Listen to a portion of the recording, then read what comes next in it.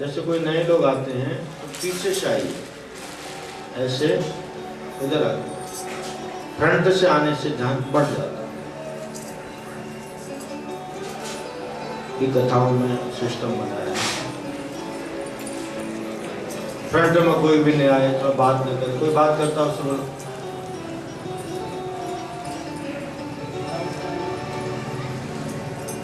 शांति बना रहती है। 1 घंटे की बात है।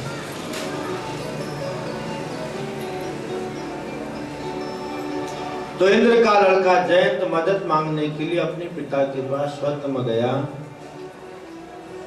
और ये हाँफ रहा था बहुत। तो इंद्र ने पूछा, क्यों हाँफ रहे हो, इतने डरे से क्यों? तो कहा, मैं भगवान के प्रभाव की परीक्षा लेने गया था, मैंने उनकी पत्नी के पांव में चोंच मार दी और उसका दंड ये है कि भगवान ने बिना फर का बाण मेरे पीछे लगा दिया। ये बाण मेरा पीछा कर रहा है, इसलिए मुझे आप अंदर ले लीजिए। इंद्र ने कहा, तेरे खातिर हम भी बाहर जाएंगे। तुम श्री राम के प्रभाव को जानते नहीं, भगवान के प्रभाव को, तो तुमको अंदर लेना होता हम भी फंसेंगे, इससे तुरंत बाहर जाए। अपने लड़के को धक्का मार के बाहर कर दिया। शिवलोक में गया, शिव जी ने बाहर कर दिया। ब्रह्मलोक में गया, ब्रह्मा जी ने बाहर कर दिया। कोई भी रिस्क लेना नहीं चाहता भगवान के केस में। और अंत में भूखा प्यासा रोड पर घूम रहा था, फटे हाल, कई दिन से नहाया धोया नहीं। और उसी रास्ते से नारद जी भी बीणा बजाते हुए कीर्तन करते हुए जा रहे थे। नारद जी का भी कीर्तन करिए। श्रीमन नारायण नारायण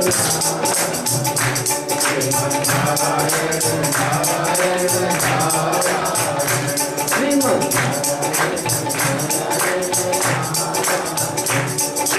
नारायण नारायण श्रीमन नारायण नारायण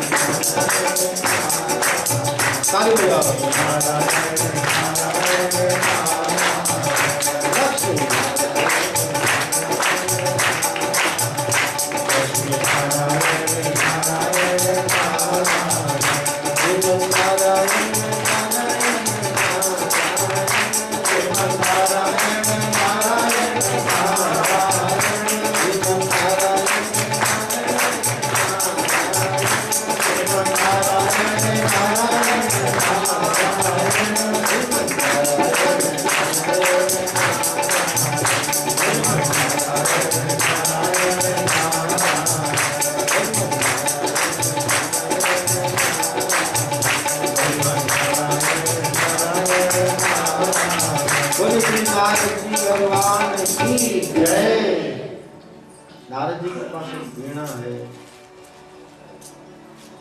नारद जी को वीणा देवताओं ने दी है और नारद जी की वीणा का नाम है देवदत्त।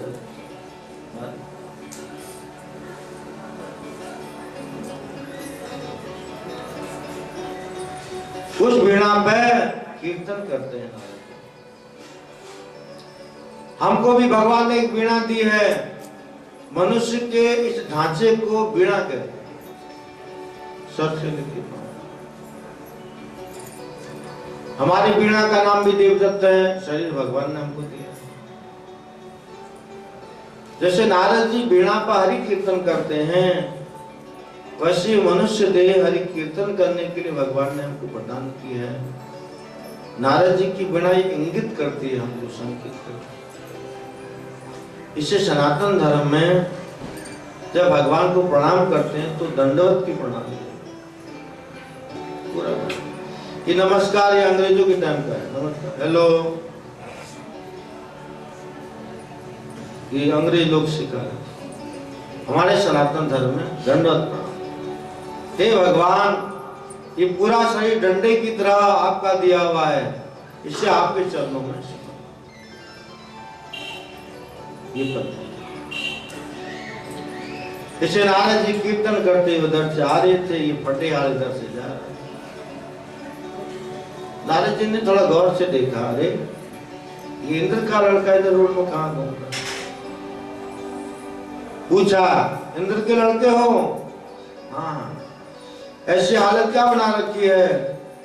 मैं भगवान के प्रभाव को देखने गया था, उनकी पत्नी के चरणों में चोंच मार दी, कौवा बने, इसीलिए फटियाल घूम रहा हूं। कोई अंदर बुलाता ही नहीं है, कोई पानी पिलाने को तैयार नहीं। तब नारद जी को दया।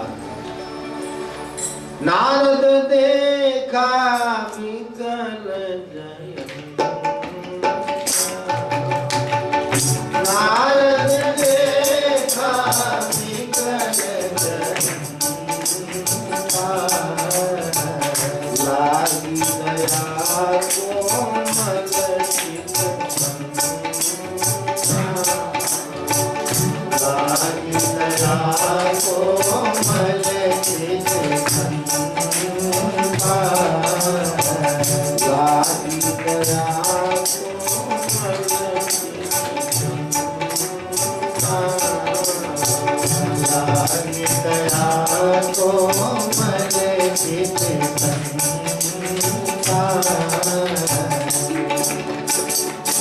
भगवान के भक्त दयालु होते हैं। दया आ गई उस पर तो जयंत से कहा, तुम भगवान से जाके माफी क्यों नहीं मांग लेते? जयंत से कहा कि मैं किस मुख से माफी मांगने जाऊं? मैंने इतना बड़ा अपराध किया, जगदम्बा के चरणों को प्रणाम करना चाहिए था, लेकिन मैंने चोट मार दी। तो मैं किस मुख से जाऊं प्रभु के पास? नारद जी ने कहा, मैं तुमको युक्ति बताता हूं, तुम सीधे भगवान राम के पास जाओ और तुरंत उनके चरणों में गिर जाना। सीता मार दोनों के चरणों में गिर जाना।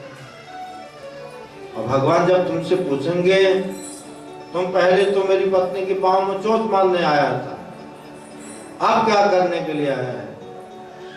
तो तुम सीधे सीधे सरल एकदम नम्र होकर जवाब देना, हे प्रभु, मैं आपकी पत्नी के पांव में चोट मारने नहीं आया था।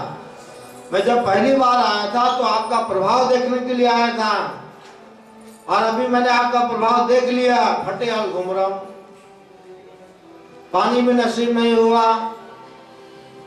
और जब प्रभु पूछेंगे आप किस लिए आया, तो कहना कि अब मैं आपका स्वभाव देखने के लिए। और भगवान का स्वभाव बहुत दयालु है, तुरंत ही झटके में माफ कर देंगे।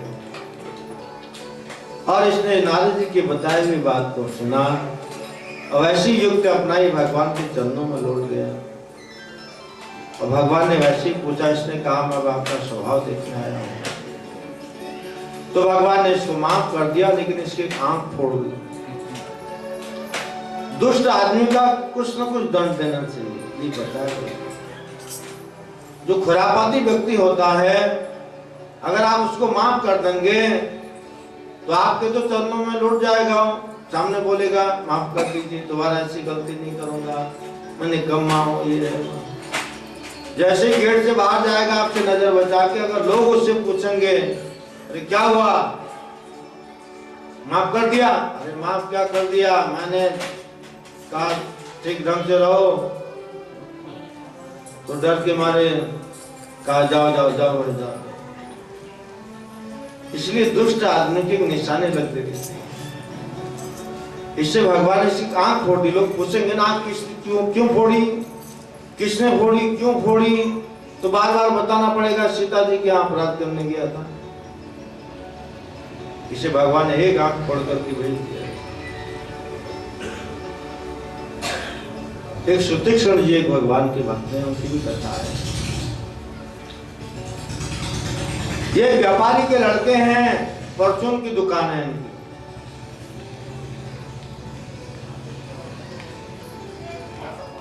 तो एक दिन इनके पिताजी ने कहा, बेटा जल्दी जल्दी व्यापार करना सीखो।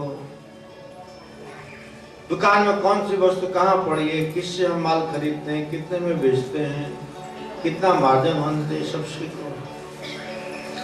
सुतीक्षण जी भगवान राम का भजन करते थे। उनको ये सब सीखने में कोई इंटरेस्ट भी नहीं, लेकिन पिताजी बार बार किट करते। तो कहा एक दिन, हमने सब सीख लिया, अब हम दुकान संभाल लेंगे, कल से आप घर में बैठो। तो पिताजी ने समझा मेरा लड़का जिम्मेदारी संभालेगा। तो बहुत बड़ी किराने की दुकान थी इनकी, परचून की। तो पूरी दुकान इनको सौंपी। अब ये हरि भजन करते राम राम राम। तो एक दिन बहुत सारे संत कीर्तन करते आए।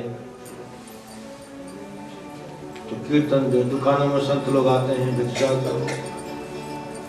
तो जब सुतीक्षण जी की दुकान पर आए तो संतों ने कहा, बेटा आज का भोजन आपकी तरफ से हो जाए।